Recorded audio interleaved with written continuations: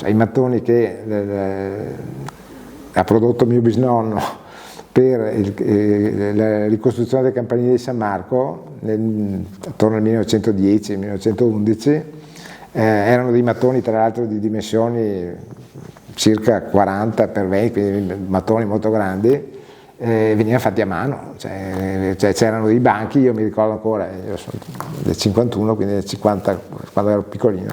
mi ricordo ancora che c'erano questi banchi, cioè veniva manipolata l'argilla a mano, poi venivano riempiti questi stampi, girati, e poi si portavano appunto sotto queste tettoie all'esterno, il materiale si essiccava naturalmente. E quindi questo era il ciclo, insomma. La nostra fornace era proprio confinante col Sile, e quindi io mi ricordo ancora che entravano dentro con le carriole, caricavano la chiatta, considerando che una chiatta poteva essere attorno ai 1000-1500 quintali, cioè portava il materiale che ci voleva adesso 3-5 autotreni, insomma, ecco, quindi anche con un minor aggravio delle strade o cose. E poi il fiume Sile non è stato più manutentato, hanno creato dei sensi unici, dei tempi di andata, insomma, a un certo punto non era più conveniente, e quindi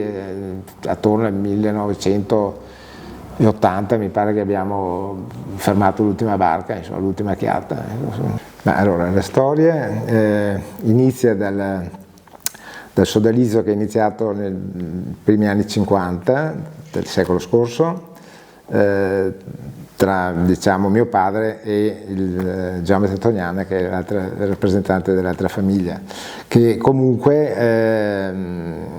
arrivavano da un'esperienza imprenditoriale secolare, nel senso che la fornace Tognana, che è attualmente ancora in produzione, nasce attorno al 1820. La fornace Caberlotto ha iniziato a produrre alla fine del secolo XIX, quindi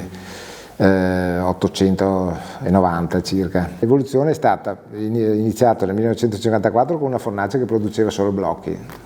e poi qui nel sito di Casier nel 1959 è stata costruita ed è partita in produzione una fornace che faceva solo coppi, cioè quindi la tegola curva a canale, come si chiama, si definisce tecnicamente, e questo è stato la svolta un po', perché potevamo dare prodotti da muro e prodotti da copertura.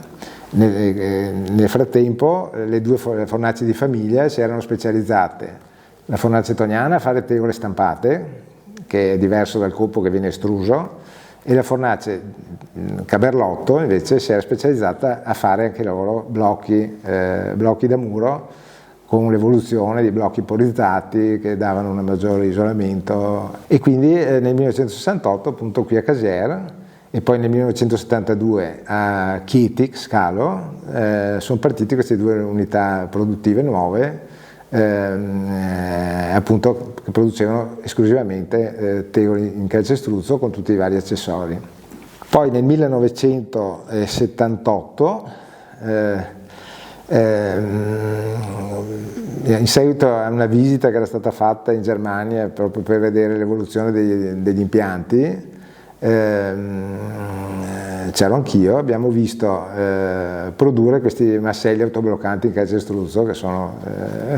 quelli che adesso praticamente rappresentano il nostro core business.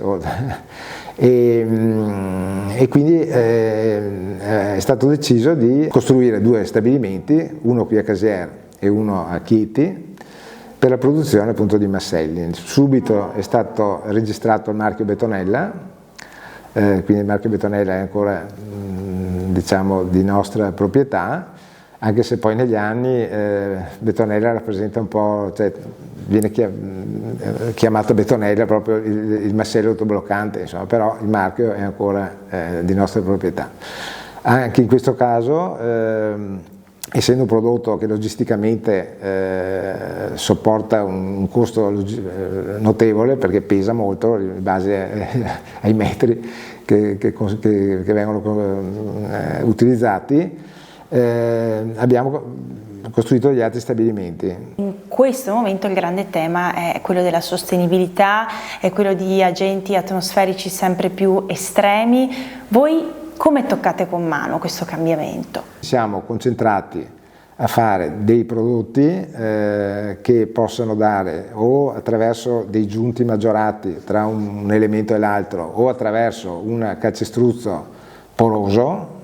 la possibilità di avere coefficienti di deflusso idonei, diciamo, a questa funzione, insomma, rispetto a una pavimentazione in asfalto oppure una pavimentazione in pietra naturale che per forza di cose deve prevedere un massetto in calcestruzzo sottostante, per cui per forza di cose l'acqua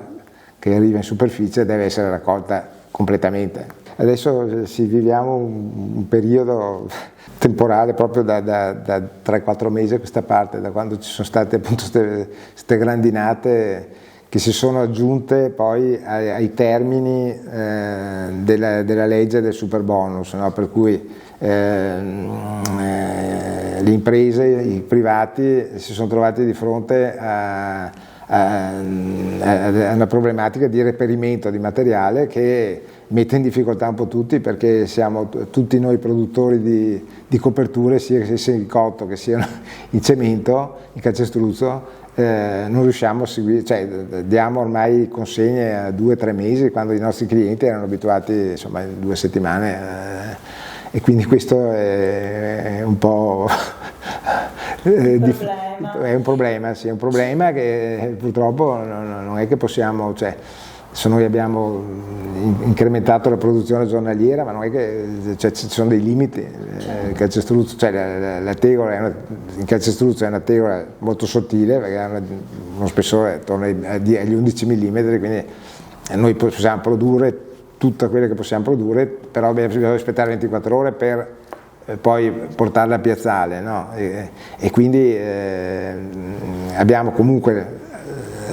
incrementato la produzione fin quello che era possibile, circa un 20% rispetto al primo semestre dell'anno, ecco.